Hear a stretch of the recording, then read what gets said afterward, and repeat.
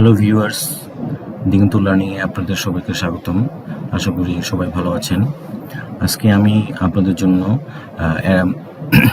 এক্সেলের advance একটি topics নিয়ে আলোচনা করব, যেখানে আমরা কিভাবে মাল্টিপল শিট থেকে ডাটা নিয়ে খুব সহজে একটি সামারি শিটে ডাটাগুলোকে প্রেজেন্ট করব। VLOOKUP ইনডাইরেক্ট ম্যাচ ফাংশন ব্যবহার করে ডাইনামিকভাবে কিভাবে কাজটি করা যায়, চলুন তাহলে কাজটা শুরু করা যাক। আমরা প্রথমে VLOOKUP ফাংশনটি ব্যবহার করব।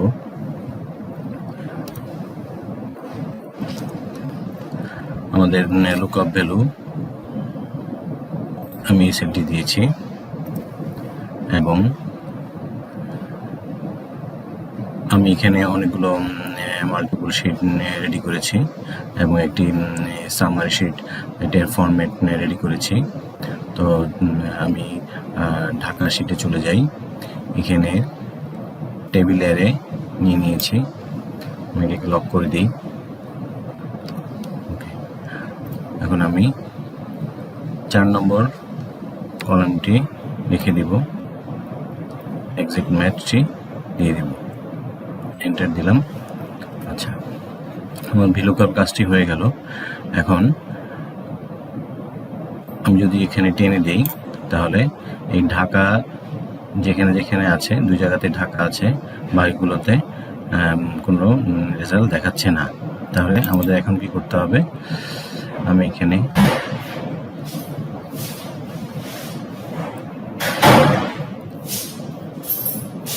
C4 সেলটি লক করে দেব এবং ঢাকা লেখাটাকে ডাইনামিক করব। ইনডাইরেক্ট ফাংশন ব্যবহার করে এবং B4 কলামটি সিলেক্ট করে দেব, যেখানে আমাদের প্রতিটা শিটের নাম অনুসারে এখানে দেয়া আছে, এবং এই সেলটি আমি লক করে দেব এবং সাথে অ্যান্ড যোগ করে এটাকে কলম দিয়ে তারপর ব্র্যাকেট দিয়ে ক্লোজ করে দেব। এরপর আমি এন্টার প্রেস করব। আচ্ছা, এবার যদি আমি টেনে দিই, দেখেন কি রেজাল্ট আসে। এখানে রেজাল্ট আসছে, বাট আমার হেডিংয়ের ইনফরমেশন ওয়াইজ ডাটাগুলো এখানে দেখাচ্ছে না। তাহলে চলুন আবার মূল ফর্মুলাটিতে চলে যাই। এখানে আমি 4 এর ঘরে আমরা ম্যাচ ফাংশন ব্যবহার করব। আমি এই সেলটি সিলেক্ট করলাম এবং সেলটি লক করে দেব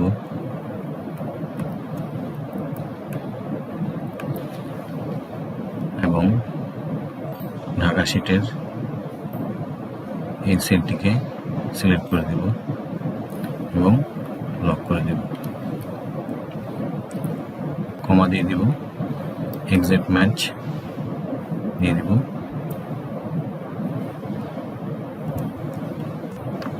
ক্লোজ করে দিয়ে দেব।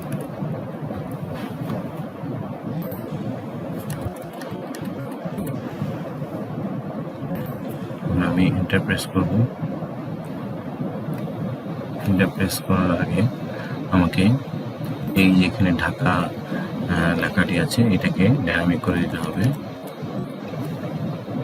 ইনডাইরেক্ট ফাংশন ব্যবহার করে আমি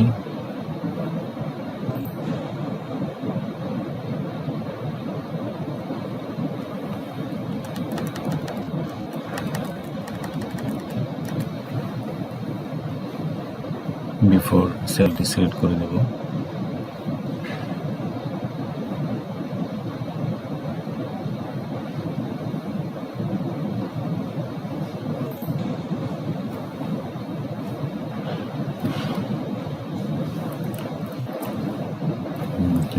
এটা লক করে দেব এবং হ্যান্ড দিয়ে ক্রস কোলন দিয়ে ক্লোজ করে দেব, এটাকে লক করে দেব। যদি আমি এন্টার প্রেস করে পুরো শিটটাকে টেনে দিই এবং এভাবে করে আমি শিটটাকে নিয়ে আসলে আমার পুরো শিটের রেজাল্ট চলে আসছে। তো ভিউয়ার্স, আমার ভিডিওটি যদি আপনাদের একটু ভালো লেগে থাকে, আমাকে